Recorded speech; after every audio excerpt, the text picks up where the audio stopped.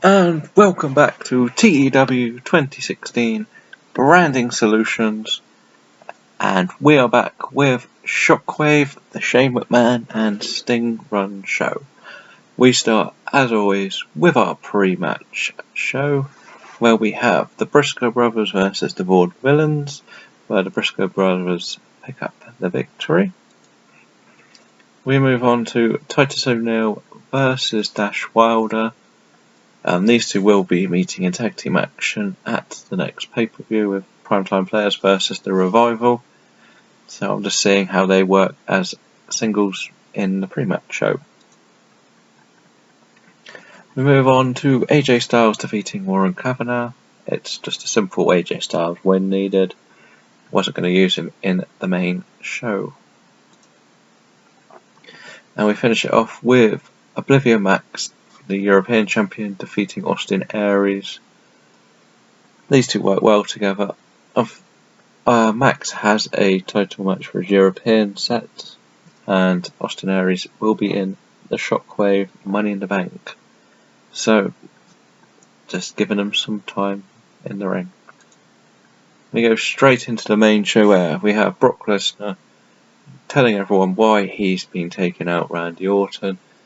And we've been working on a rivalry between Orton and Kane called the Deadliest Predator, where Orton defeated Kane because he's the Viper versus the Monster.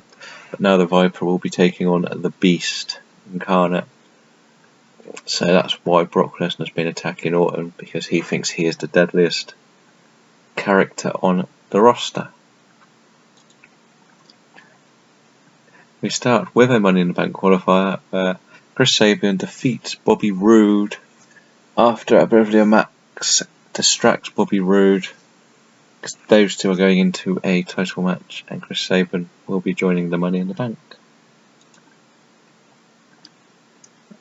And post-match, Oblivion Max cuts a promo on Bobby Roode, telling him how he's going to actually beat him for this championship.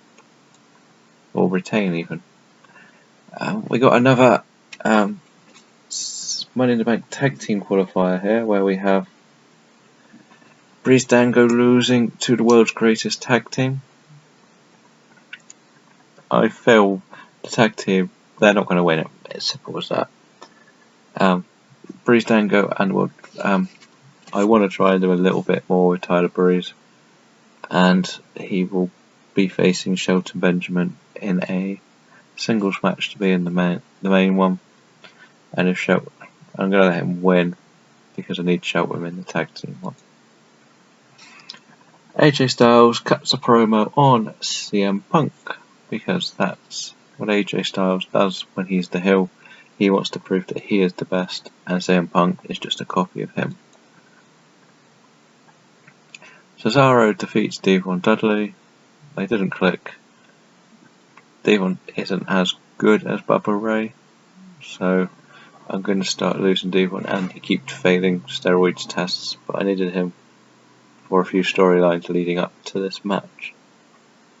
So, and after the match, Bubba Ray attacks Cesaro, putting him through a table. Typical Dudley style, nothing fancy, nothing difficult, just a simple thing. Another tag team Money in the Bank qualifier, we have Blake and Murphy versus the Young Bucks. Young Bucks with a win, because, well, they're going to definitely be in it. And so that means we've got the Bucks and the world's greatest tag team so far in the Money in the Bank ladder match. Sting books Brock Lesnar versus Randy Orton.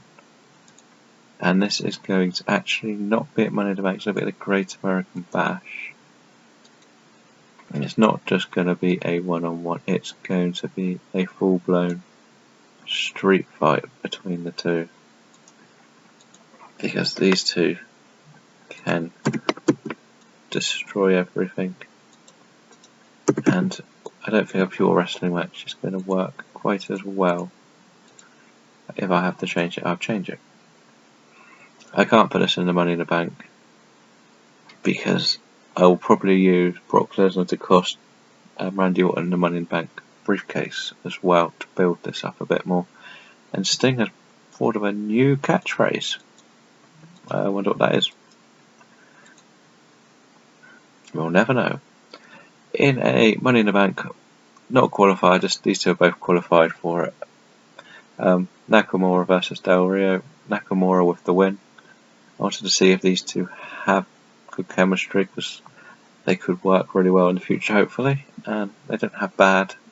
59 is not the best match, but with a bit of momentum they could get better.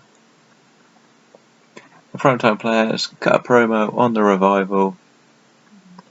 This is basically all I really had time to do, to fit these two into the storyline to continue a bit more. Didn't want a match for either of them on the show, because I got all the qualifiers, so this is what I could do. Randy Orton defeats Bubba Ray with an RKO. Now, I went for a clean win on this one. I could have done what I'm going to do in the next bit, but I thought, well, Randy Orton's a star. Bubba Ray is going to be built up to be a mega heel, but for now, let's just keep this simple, and we'll stay with this. After the match, Cesaro saves Randy Orton from a Bubba Ray and Brock Lesnar beatdown. Again, it's going to build up to Cesaro versus Bubba Ray, which I don't think is going to fit on the Money in the Bank card, but I may be able to squeeze it in somewhere down the line. My main event I thought would be a bit better than this, but CM Punk defeats Carl Anderson. In actual fact, this is just pretty terrible. And post-match, the club attacks CM Punk, and the Gallows looked dreadful. Carl Anderson didn't work. I should have just stuck with one person doing it. If I'll give it a go, this is going to get me probably about a 65 rated show. Oh, 73. It's not as bad as I thought it would be. Probably should have done that one the other way around, but never mind. Let's go back and see about the news. And we're back to the main screen, so we'll just see how the world saw SmackDown. It was great, so that's good. This could be a lot worse. That's the news. Asuka needs a new contract. Well, that's definitely going to happen. We need her. She'll be one of the faces of the women's division for years to come. Murphy is not happy, and neither is Lance Rush. So we'll just change both of them very quickly. It's mainly because I've got such a lot of people on the cards that they're just all going from basic openers are going straight up to lower cards because of the roster numbers. So it's a shame, but it needs to be done. Storyline wise, let's just add Chris Sabin to this quickly. And then World Tag Team 16, that's just been ruined by that last one. Tag Titles is not doing well. This is pretty much the Money in the Bank match. The European title is the highlight, which is quite funny. Deadliest Predator just about ahead. And the Showrunners one is a pretty much dead storyline. Yeah, that's gone terrible. Never mind. Let's just see who is hot and who is not, because that might have killed AJ's momentum. Well, that's unusual. Only two of them are actually in the real roster. Sasha Banks is steamrollering it, and who is not? Nobody knew. Nothing much really happening on those lot. So we will go and return for Monday Night Raw. Thank you for watching.